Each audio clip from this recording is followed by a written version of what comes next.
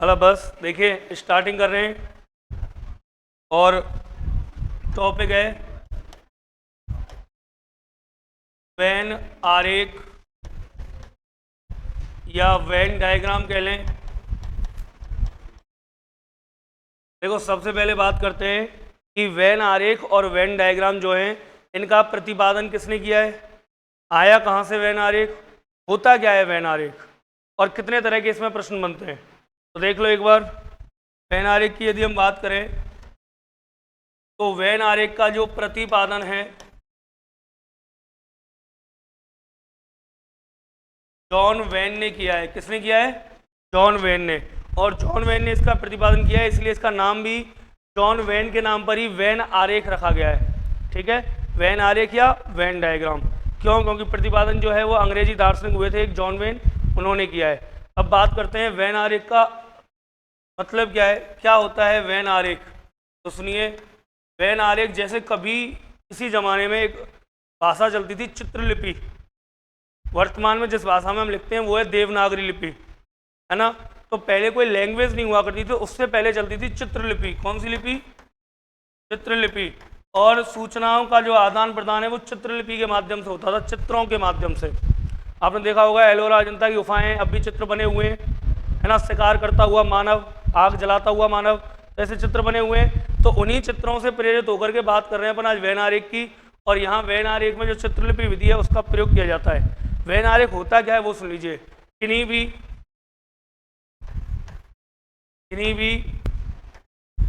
3 या 4 शब्दों के मध्य जो संबंध चित्रों के द्वारा दर्शाया जाता है वह वेन आरेख कहलाता है। सर, वेन आरेख कहलाता है। अर्थात किन्हीं भी 3 या 4 शब्दों के मध्य चित्रों के द्वारा जो संबंध दर्शाए जाते हैं वो वेन आरेख कहलाते हैं। ठीक है। अब वो संबंध कैसे हो सकते हैं? देखिए, किसी भी एक शब्द के लिए कोई एक चित्र लिया जाएगा। जैसे मैंने लिया, मान लीजिए भारत, तो भारत को दर्शाने के लिए, इंडिया को दर्शाने के लिए हम एक चित्र काम में लेंगे।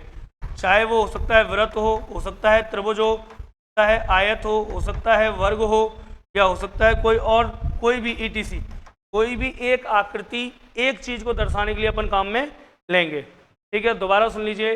वेन आरेख, वेन डायग्राम का प्रतिपादन जॉन वेन ने किया है। जॉन वेन के नाम पर ही इसका नाम पड़ा है वेन आरेख। वेन आरेख होता क्या है? किन्हीं भी 3 या 4 शब्दों के मध्य जो संबंध होते हैं उनको चित्रों द्वारा प्रदर्शित करने की विधि वेन आरेख कहलाती है। अब जैसे भारत है, भारत के लिए कोई भी एक डायग्राम इनमें से हम काम में ले सकते हैं। तो इनके बीच में जो संबंध होता है उस संबंध को दर्शाया जाता है वेन आरेख के माध्यम से। ठीक है, अब बात करते हैं वेन आरेख कितने प्रकार के होते हैं।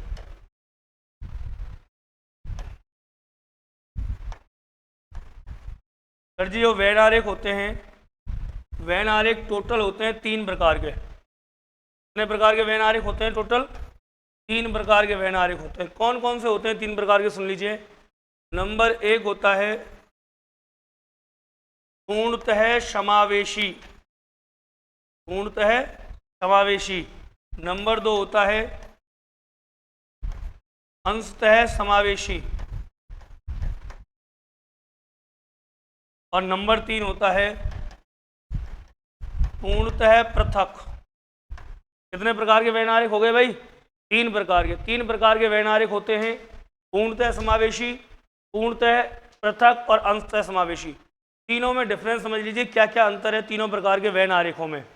देखो, एक एक की बात कर रहा हूं मैं यहाँ।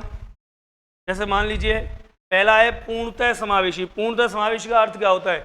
जब किसी एक में बाकी के सब समाहित होते हैं, किसी एक आरेख में बाकी के सब आरेख समाहित होते हैं, वो कहलाता है पूर्णतः समावेशी। जैसे कि उदाहरण के लिए मान लीजिए मैंने ले लिया डीग। अब तो फिर डीग अलग अलग हो गया है। कुछ दिन पहले था डीग कहाँ था? भरतपुर में। अब आ गया डीग राजस्थान भारत। अब देखिए, डीग ये रहा, और डीग किस में समाहित है साहब? राजस्थान में। और राजस्थान किस में है? भारत में। तो ऐसे जो आरेख होंगे ये कहलाएंगे पूर्णतः समावेशी। जब किसी एक में बाकी के सब क्या होंगे, समाहित होंगे। जैसे देखिए, और देखिए उदाहरण, जैसे कुत्ता, बिल्ली और जानवर। कुत्ता बिल्ली है क्या सर? नहीं है। बिल्ली कुत्ता है क्या? नहीं है। दोनों अलग अलग हैं। तो ये रही बिल्ली, ये रहा कुत्ता, लेकिन दोनों किस में शामिल हैं? जानवर में शामिल हैं। तो ये जो वेन आरेख है, जब किसी एक में बाकी के सब समाहित हो रहे हैं, जब किसी एक आरेख में बाकी के सब समाहित हो रहे हैं, तो वो क्या कहलाएगा? पूर्णतः समावेशी। जब किसी एक आरेख में बाकी के सब समाहित होंगे तो क्या कहलाएगा? पूर्णतः समावेशी। अब बात करते हैं अंशतः समावेशी। अंशतः समावेशी क्या होता है सर? देखो एक बार, अंशतः, अंशतः का मतलब होता है कुछ कुछ। जब किसी एक का कुछ हिस्सा दूसरे में समाहित हो, वो कहलाएगा अंशतः समावेशी। जैसे देखो, एसटीसी के कुछ उदाहरण भी हैं पुराने। जैसे मान लीजिए हमने ले लिया सोना, चांदी, गहना। सर जी ये तो आ गया आपका गहना। कुछ गहने किसके होते हैं? सोने के। कुछ गहने किसके होते हैं? चांदी के। अब एक बात सुनो, पहली बात तो ये जो हिस्सा बचा ये क्या है? ये वो सोना है जो ना तो ये वो सोना है जो गहने के रूप में नहीं है। जैसे सोने के बिस्किट आते हैं, सोने के बार जो होते हैं बिस्किट होते हैं वो आते हैं, सोने की ईंट आती हैं। वो सोना जो खदानों में कच्चा सोना है, प्योरीफाई है, जिसके आभूषण नहीं बनाए गए हैं, वो सोना है ये क्या हो गया? जिसके आभूषण बनाए गए हैं, गहने। ये चांदी, ये वो चांदी है जो रिफाइनरी में है, समझ गए, जिसके आभूषण नहीं बने हैं। तो पूरी चांदी आभूषण के रूप में थोड़ी पाई जाती है, नहीं पाई जाती। तो ये चांदी शेष रह गई, ये सोना शेष रह गया, ये गहनों में आ गया। कुछ गहने किसके हैं? सोने के। कुछ गहने चांदी के। बचे कुछ गहने काय के? पीतल के, तांबे के, ग्लेट के। एक नई चीज चल रही है कोई, अमेरिकन डायमंड, समझ लो कौन सी चल रही है? American diamond.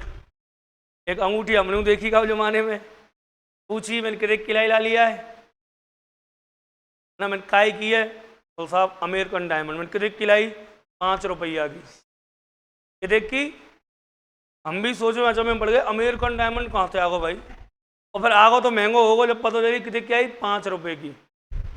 तो बड़ी अचंभे की बात है। तो ऐसे जो गहने जो सोने चांदी के नहीं है, वो गहने यहाँ आ जाएंगे, ठीक है। और देखो एक उदाहरण डाला, जैसे आ गया शिक्षक, डॉक्टर, शोधकर्ता। शिक्षक, डॉक्टर, शोधकर्ता, इनके लिए जो आरेख बनेगा कैसा बनेगा? अंशतः समावेशी, ये वाला बनेगा। देखो ये तो रहे शिक्षक, और कुछ शिक्षक क्या होते हैं साहब? डॉक्टर होते नहीं होते? बताओ। अरे अगर तुम कह रहे हो नहीं होते तो बताओ, जो डॉक्टरों को पढ़ाते हैं, जो एमबीबीएस बच्चे कर रहे हैं, उनको पढ़ाने वाले कौन होते हैं? शिक्षक होते हैं। और वास्तव में होते कौन है? वो डॉक्टर होते हैं, senior doctor. Senior doctor junior डॉक्टरों को पढ़ाते हैं, तो एक तो शिक्षक हैं और साथ ही साथ क्या है? डॉक्टर। क्या सभी डॉक्टर पढ़ाते हैं क्या? नहीं पढ़ाते, सभी नहीं पढ़ाते, लेकिन जो जिनकी ड्यूटी कॉलेज मतलब कॉलेज में लग रही है, समझ रहे हो, मेडिकल कॉलेज में लग रही है, वो तो पढ़ाते हैं। तो कुछ शिक्षक क्या होते हैं? डॉक्टर। कुछ डॉक्टर क्या होते हैं सर? शोधकर्ता होते नहीं होते? शोध करते हैं नई नई चीज़ों पर। कोरोना की वैक्सीन बनी थी, डॉक्टरों ने शोध करके बनाई थी, तो शोधकर्ता होते हैं। और कुछ शिक्षक क्या होते हैं? शोधकर्ता। शोधकर्ता का मतलब है जो पीएचडी कर रहा है, जो रिसर्च कर रहा है। क्या मास्टर पीएचडी नहीं करते क्या? डॉक्टर भी करते हैं। तो इस तरीके का आरेख बनेगा, एक शिक्षक, डॉक्टर और शोधकर्ता, तीनों का अंशतः समावेशी। 2 तरीके के वैन आरेख हो गए। एक हो गया पूर्णतः समावेशी, जब किसी एक में बाकी के सब समाहित हों, पूर्णतः समावेशी होता है। एक हो गया अंशतः समावेशी, जब किसी एक का कुछ हिस्सा दूसरे में समाहित हो, अर्थात कुछ कुछ वाले। और तीसरा होता है पूर्णतः पृथक, जिसमें पूर्णतः पृथक में क्या होगा? जब सभी आरेख अलग अलग बने, किसी का किसी से कोई लेना देना नहीं है। जैसे मैंने ले लिया भारत, पाक और चीन, बताओ कोई संबंध है क्या? साहब नजदीक नजदीक बनाओ, भारत की सीमा पाकिस्तान से लग रही है और भारत की सीमा चीन से लग रही है और चीन की पाकिस्तान से, बिल्कुल भिड़ेमा बनाओ, ऐसा कुछ नहीं है, तो तीनों देश अलग अलग ऐसे। और उदाहरण में ले लेता हूं, देखो चंद्रमा, सूर्य और मान लीजिए ले लिया मैंने पृथ्वी। बोलो आरेख सेम बनेंगे अलग अलग बनेंगे? भाई सूर्य अलग है, चंद्रमा अलग है और पृथ्वी अलग है। तो 3 प्रकार के वैन आरेख टोटल होते हैं सर। दोबारा सुन लीजिए, वैन आरेख कितने प्रकार के हैं? 3। पूर्णतः समावेशी, अंशतः समावेशी और पूर्णतः पृथक। पूर्णतः समावेशी जब किसी एक का कुछ हिस्सा दूसरे में समाहित हो। पूर्णतः पृथक जब सब अलग अलग बने। और अंशतः समावेशी कुछ कुछ वाला पोर्शन। बोलो यहाँ तक बात समझ में आई ना आई? आ गई? क्लियर है? कोई डाउट? आगे चले तो पूरे वैन आरेख में सुनो। अब आगे पूरा जो वैन आरेख टॉपिक है, वैन आरेख टॉपिक में सर कुल मिलाकर के 2 प्रकार के सवाल बनते हैं, टाइप फर्स्ट और टाइप सेकंड। बस पूरे वैन आरेख में 2 तरह के प्रश्न हैं, प्रकार 1 और प्रकार 2। प्रकार 1 क्या कहती है? प्रकार 1 होती है शब्दों पर आधारित प्रश्न। शब्दों पर आधारित प्रश्न। यहाँ आपको कुछ शब्द दिए जाएंगे और उन शब्दों के लिए पूछेगा बताइए सही वैन आरेख कौन सा होगा। दिए गए शब्दों के लिए उपयुक्त वैन आरेख का चयन कीजिए। 4 ऑप्शन मिलेंगे A B C D. A B C D में से कोई एक छांटना पड़ेगा कि ये वैन आरेख सही है। एक तो इस टाइप के सवाल आते हैं, ठीक है, 3 या 4 शब्द दे देगा और उनके लिए सही वैन आरेख छटवाएगा। तो एक तो यह टाइप के सवाल है। दूसरे सवाल इसमें शब्दों पर आधारित होते हैं और शब्द देकर के क्या पूछता है? आरेख पूछता है। जबकि यहाँ में जो प्रकार 2 है इसमें क्या होता है? ये होती है आरेख पर आधारित प्रश्न। आरेख पर आधारित प्रश्न। इसमें वैन आरेख पहले से बना हुआ आता है। इसमें वैन आरेख पहले से बना हुआ आता है और वैन आरेख बना करके देता है। इस पर आधारित क्या पूछता है? प्रश्न। क्लियर है सर? कितनी टाइप होंगी? 2। पहली टाइप इसमें शब्द आएंगे और वैन आरेख हमें बनाना पड़ेगा। हमसे पूछेगा उपयुक्त वैन आरेख चुनिए। और दूसरी जो टाइप आएगी प्रकार 2। प्रकार 2 में क्या होगा? आरेख पर आधारित प्रश्न। आरेख देगा बने बनाए और उनसे आधारित प्रश्न पूछेगा। ठीक है, स्टार्टिंग करें, चलो चलते हैं। देखो प्रकार 1 की बात कर रहा हूं मैं, टाइप फर्स्ट प्रकार 1। प्रकार 1 आ गई हमारी शब्दों पर आधारित प्रश्न। शब्दों पर आधारित प्रश्न। कैसे प्रश्न आएंगे, क्या होगा वो सुन लीजिए। उनके लिए मैं निर्देश लिखा देता हूं एक बार। या मान लीजिए मैंने निर्देश लिख दिए, क्या प्रश्न संख्या कितने बहुत हैं? 8 बहुत हैं प्रैक्टिस के लिए। चलिए प्रश्न संख्या 1 से 8 तक, ठीक है, प्रश्न संख्या 1 से 8 तक किस हिसाब से निर्देश आते हैं सर वो सुन लीजिए। देखिए ये आएगा, दिए गए शब्दों के लिए, दिए गए शब्दों के लिए उपर्युक्त वैन आरेख का चयन कीजिए। आरेख का चयन करो। दिए गए शब्दों के लिए उपयुक्त वैन आरेख का चयन करो। कुछ शब्द दिए जाएंगे, उनके लिए वैन आरेख पूछेगा आपसे डायरेक्ट। ठीक है, तो दिए गए शब्दों के लिए किसका चयन करना है? उपयुक्त वैन आरेख का चयन कीजिए। अब मैं आपके लिए एक साइड में तो बना रहा हूँ यहाँ वैन आरेख। आपको बताना है ऑप्शन ए सही है, बी सही है, सी सही है, डी सही है, ई एफ जी एच आई जे कौन सा सही है। यहाँ मैं एक एक करके शब्द लिखूंगा। ठीक है, चलें। देखो डायरेक्ट क्वेश्चन की बात कर रहे हैं। जैसे पहला मैंने क्वेश्चन ले लिया और इसके लिए इधर मैं बहुत सारे वैन आरेख बना रहा हूँ। जैसे option A, option B, option C, option D, option E, option F, option G, H,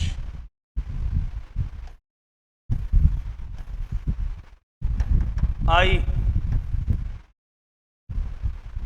और ज़रूरत पड़ेगी तो जे। अगर हमें ज़रूरत लगती है, कोई सवाल ऐसा आ जाएगा तो अपन जे और बना लेंगे। ए से लेकर के A B C D E F G H I 9 Venn आरेख मैंने आपको 9 ऑप्शन दे रखे हैं। 9 में से जो आपको लगे सही विकल्प ये है, वो सही विकल्प आपको चुन करके बताना है। यहाँ मैं प्रश्न लिख रहा हूँ, जैसे मान लीजिए पहला आ गया दाल रोटी भोजन। दूसरा प्रश्न मैंने ले लिया चाय दूध पेय पदार्थ। तीसरा मैंने ले लिया मान लीजिए सोना चांदी धातु। चौथा मैंने ले लिया ग्राम शहर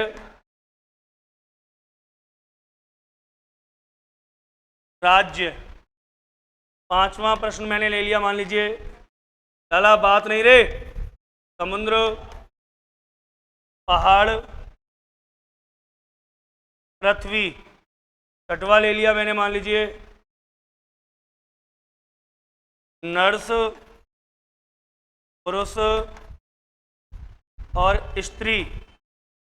चलिए 6 की बात कर लेते हैं, पहले स्टेप बाय स्टेप 6 की बात कर लेते हैं।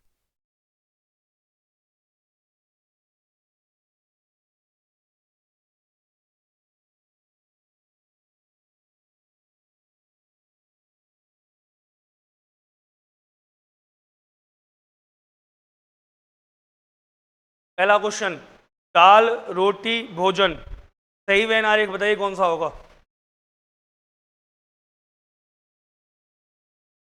ए को यदि मैं ले लूं, ए मैंने ले लिया, ए बता रहे हैं ए को ले लिया, यहां सेंटर में क्या रखूं दाल और ऊपर यहां में, तो इसका मतलब सभी दाल रोटी हैं। इसका मतलब ये हुआ कि सभी दाल क्या हैं रोटी। गलत है सर ये। चलिए ठीक है ठीक है ठीक है, सुन लीजिए सही जो ऑप्शन होगा वो क्या होगा। क्या दाल रोटी होती है क्या? क्या रोटी दाल होती है क्या? नहीं होती। तो सर दाल जो है वो अलग आएगा और रोटी जो है वो अलग आएगा, लेकिन दोनों चीज़ें किस में आती हैं भोजन में आती हैं। Option number B, option number B. तो इसका सही उत्तर होगा ऑप्शन नंबर बी। आगे चलते हैं तो देखो बात करेंगे दूसरे प्रश्न की। और दूसरा प्रश्न क्या कह रहा है सर, सेकंड क्वेश्चन चाय दूध और पेय पदार्थ। चाय दूध और पेय पदार्थ, क्या चाय दूध होता है क्या? ये बात नहीं करेंगे हम कि सर चाय में दूध डलता है। जो बन के तैयार हुआ है प्रोडक्ट चाय, अब ऐसा तो ब्लैक टी भी होती है, अरे ब्लैक टी भी तो होती है बिना मिल्क के, काली चाय लेमन टी होती है ना, कई तरह की टी होती हैं। तो देखिए चाय दूध होती है क्या? नहीं होता। दूध चाय होता है क्या? नहीं होता। लेकिन दोनों किस में आएंगे पेय पदार्थ में आएंगे। ये चाय ये दूध ये पेय पदार्थ, ऑप्शन नंबर बी। आगे चलते हैं और देखो अगले चलते हैं तीसरा। तीसरा प्रश्न क्या कह रहा है, सोना चांदी और धातु। सर जी सोना चांदी है क्या? चांदी सोना है क्या? लेकिन दोनों किस में आएंगे ऑप्शन नंबर बी। सोना चांदी दोनों किस में आएंगे धातु में आएंगे। Option number B is correct. सोना चांदी दोनों अलग अलग हैं, लेकिन दोनों आएंगे किस में धातु में आएंगे। और चलते हैं देखो और बात करते हैं आगे अगले प्रश्न की। चौथा प्रश्न गांव शहर और राज्य। सर जी गांव किस में आते हैं शहरों में, शहरों के अंतर्गत गांव आते हैं, और शहर किस में आते हैं राज्यों में। गांव का संघ मिलकर के कहलाता है शहर या जिला या कस्बा, और उनसे मिलकर के बनते हैं क्या राज्य। तो इसका मतलब आ जाएगा ग्राम, और ग्राम से क्या आ जाएगा शहर, और शहर से मिलकर के राज्य। ऑप्शन नंबर ए सही है। अगले की तरफ चलते हैं समुद्र पहाड़ और पृथ्वी। समुद्र पहाड़ और पृथ्वी। सर जी क्या समुद्र पहाड़ है क्या? नहीं है। पहाड़ होता है उभरा हुआ भाग और समुद्र होते हैं तलीनुमा हिस्से। पहाड़ क्या होता है? पहाड़ होता है उभरा हुआ भाग और समुद्र होते हैं जो गड्ढे होते हैं तलीनुमा वो। तो समुद्र पहाड़ है क्या? नहीं है सर, लेकिन दोनों किस पर हैं? पृथ्वी पर। चलिए, ये समुद्र हो गए, ये पहाड़ हो गए, दोनों किस में आएंगे? पृथ्वी में आएंगे। Option number B. बात करते हैं अगला, नर्स, पुरुष और स्त्री। क्या होगा सही उत्तर? नर्स, पुरुष और स्त्री। बताओ, नर्स, पुरुष और स्त्री के लिए सही उत्तर क्या होगा?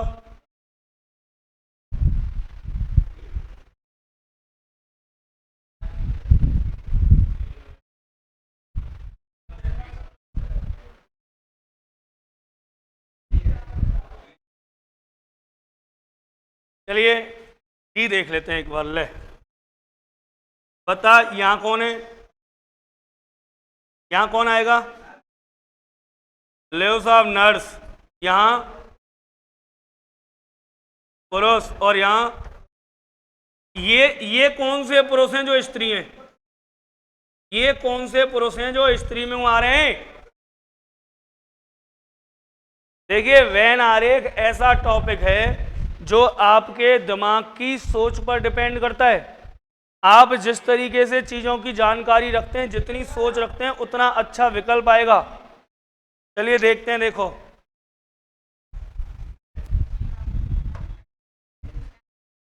सही उत्तर सुनिए। अगर किसी को ये लग रहा है कि ऐसा आरेख बनेगा, साहब नर्स, और नर्स कौन होती हैं? स्त्री। पुरुष अलग आ गया तो सर जी आप गलत हो, आपको पूरी जानकारी नहीं है। नर्स केवल स्त्रियां नहीं होती, पुरुष भी होते हैं। मेल नर्स और फीमेल नर्स, ये प्रश्न पूछा जा चुका है, एसएससी पहले पूछ चुकी है। देख लो एक बार सही उत्तर। सही उत्तर देख लो, इस हिसाब से आएगा सर, नर्स, स्त्री और पुरुष। अब देखिए होगा क्या। कुछ नर्स कौन है? पुरुष हैं, मेल नर्स। क्या सभी पुरुष नर्स हैं का? ना, सभी तो नहीं है, ये बचे कुछ पुरुष हैं। कुछ पुरुष क्या है? नर्स। कुछ स्त्रियां क्या हैं? कुछ पुरुष नर्स हैं, कुछ स्त्रियां नर्स हैं। क्या सभी स्त्रियां नर्स हैं क्या? नहीं सर। तो सही जो उत्तर माना गया था वो है एच। कौन सा उत्तर सही होगा? एच सही होगा। आगे और प्रश्नों की बात कर लेते हैं। देखो,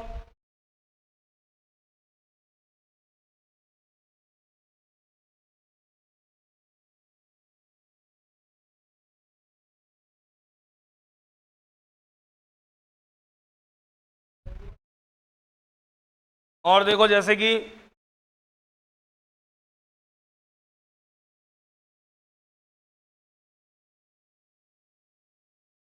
अगला प्रश्न ले लिया, सातवां क्वेश्चन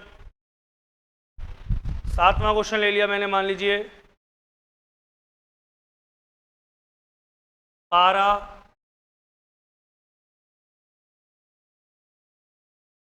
तरल सोना। पारा तरल सोना। सर जी, पारा क्या है? धातु। सोना क्या है? धातु। और तरल होते हैं लिक्विड। अब सुनिए, पारा जो है तो धातु, लेकिन कौन सी अवस्था में पाया जाता है? लिक्विड में, तरल अवस्था में पाया जाता है। तो सुनो ध्यान से, अब पारा जो है वो तरल है, तो पारा तो आ जाएगा किसमें? तरल में। और सोना आ जाएगा अलग। Option number G. Option number G is correct. आठवां प्रश्न,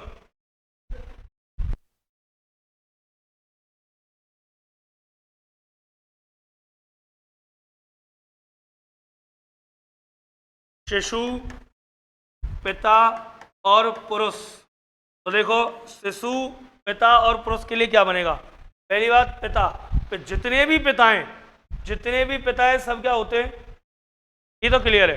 अब शिशु जरूरी है क्या लड़का ही हो सकता है लड़की शिशु हो? भाई शिशु तो दोनों स्थितियों में आ सकती है, शिशु लड़का भी हो सकता है, लड़की को भी क्या कहेंगे, शिशु। जो नवजात है वो शिशु है, चाहे लड़का हो चाहे लड़की हो। तो एक बात तो क्लियर हो गई कि सभी पिता किसमें आएंगे, पुरुष में। तो ये लीजिए सर, पिता और जितने भी पिता हैं वो सब किसमें आएंगे, पुरुष में आएंगे, पुरुष में आएंगे। अब पुरुषों का कुछ हिस्सा ऐसे आ सकता है क्या, शिशु। कुछ शिशु तो क्या है, पुरुष, और बचे कुछ शिशु कौन है, स्त्री। भाई लिंग के आधार पर यदि वर्गीकरण करें तो कुछ शिशु तो क्या होंगे, पुरुष, और कुछ शिशु क्या होंगे, स्त्री।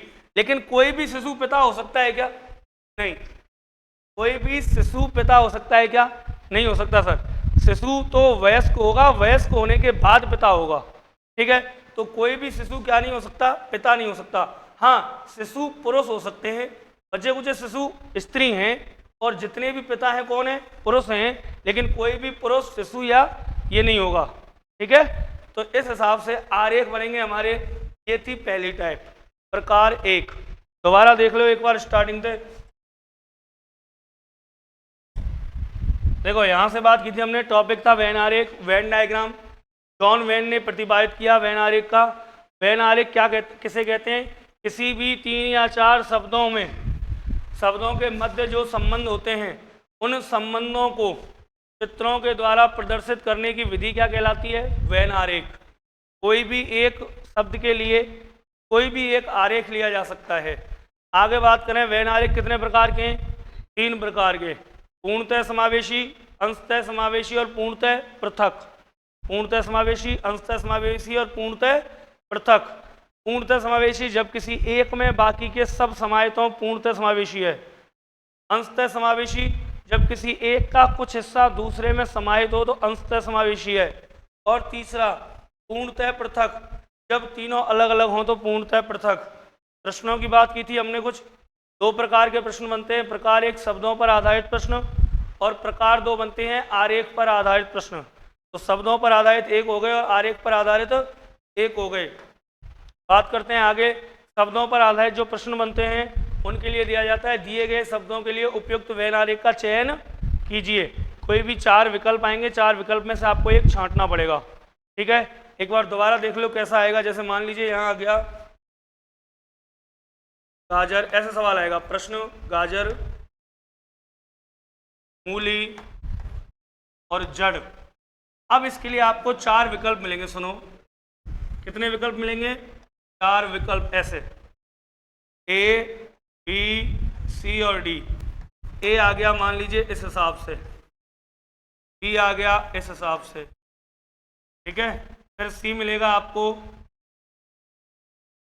इस हिसाब से, और डी आ गया आपका मान लीजिए ऐसे करते हुए। अब कहेगा आपसे कि दिए गए शब्दों के लिए उचित वेन आरेख चुनिए, गाजर, मूली और जड़। सर जी क्या, एक बार सुनो, क्या गाजर मूली है क्या, मूली गाजर है क्या, दोनों चीजें क्या है, अलग अलग हैं।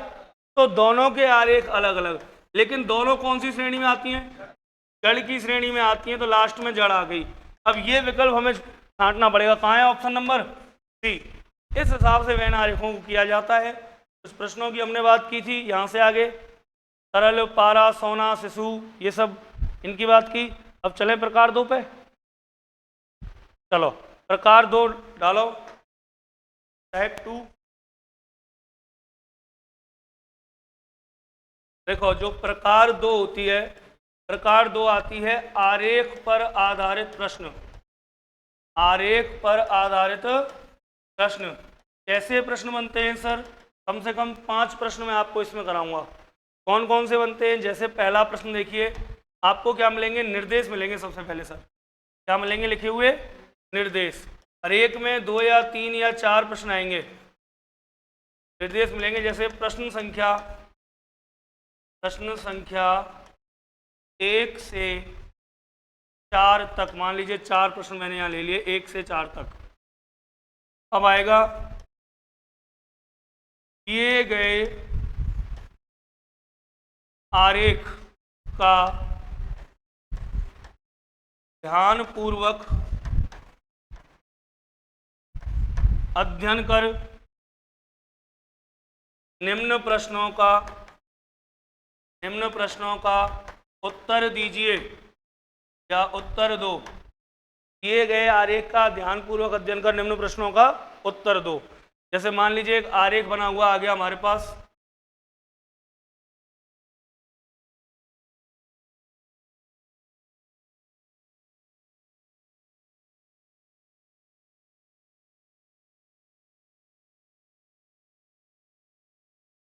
ये मान लीजिए आरेख बना हुआ आ गया एक, यहां लिख रहा है सर ये जो वाला आरेख है ये दर्शाता है मान लीजिए स्नातक को।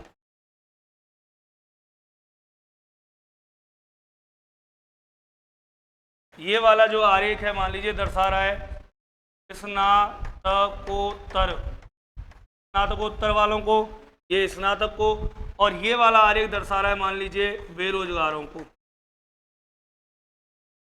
अब यहां देगा A B C D E F G, मान लीजिए इस हिसाब से कोई आरेख आ गया। ये दिया, दिए गए आरेख का ध्यानपूर्वक अध्ययन कीजिए और निम्न प्रश्नों का उत्तर दीजिए। यहाँ साइड में आपसे प्रश्न पूछेगा कोई भी 3 या 4। जैसे पहला प्रश्न मैंने पूछा, केवल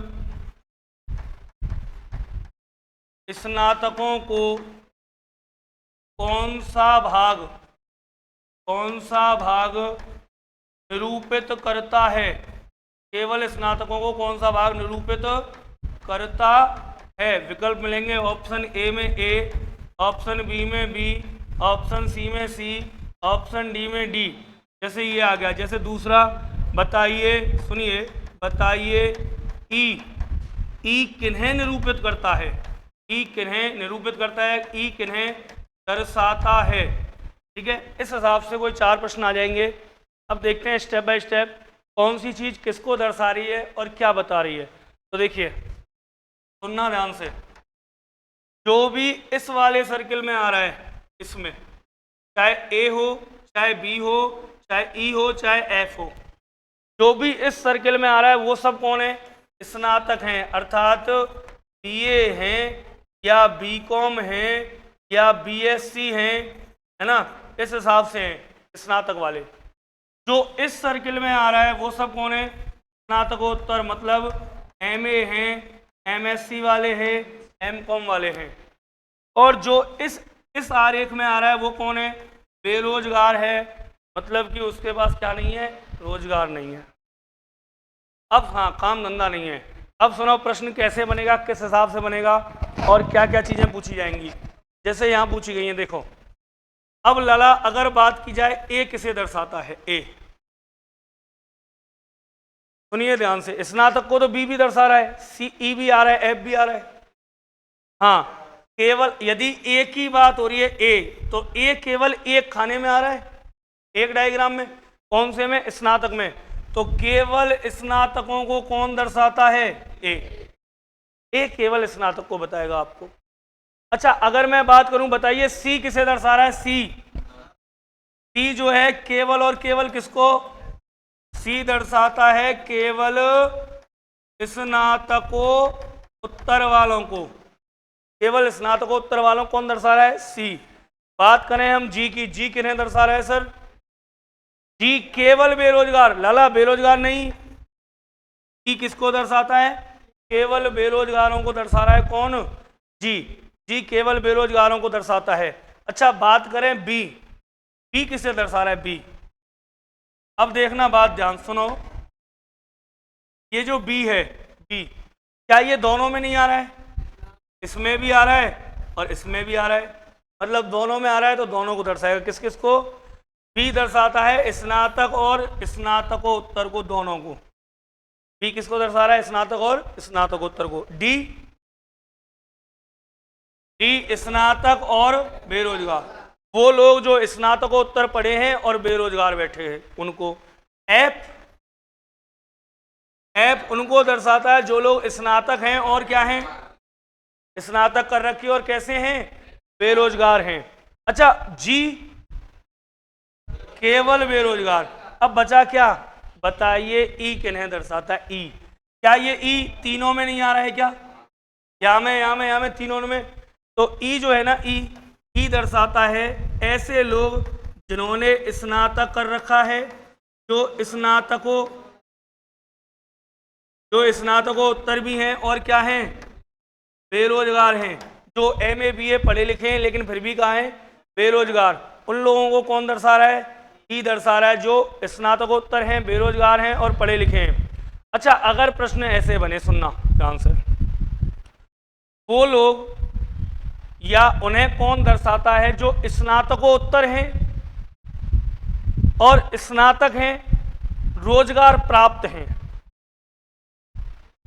कौन सा भाग उन्हें दर्शाता है जो स्नातक हैं, यहां में आवे, स्नातकोत्तर हो इसमें आए, और बेरोजगार नहीं हो, मतलब रोजगार प्राप्त हो, क्या है, बी उनको दर्शा रहा है जो स्नातक है, स्नातकोत्तर है, परंतु क्या नहीं है, बेरोजगार नहीं है। देख लो, ऐसे ही प्रश्न को और घुमा सकता है। बताइए कौन सा भाग उन्हें दर्शाता है जो अनपढ़ हैं परंतु रोजगार, जो अनपढ़ बेरोजगार है। कौन सा भाग उन्हें दर्शाता है जो अनपढ़ बेरोजगार हैं, जो अनपढ़ बेरोजगार है, कौन सा भाग दर्शाता है, जी दर्शा रहा है बेरोजगारों को। अनपढ़ का मतलब ना तो स्नातक है और ना ही स्नातको उत्तर है, तो जी दर्शा रहा है जो अनपढ़ हैं और बेरोजगार हैं। तो ऐसे घुमा के प्रश्न पूछ सकता है। बताओ यहां तक की बात समझ में आई ना आई? अरे हाँ के ना, सबकी समझ में आ गई? चलो आगे की बात करेंगे कल।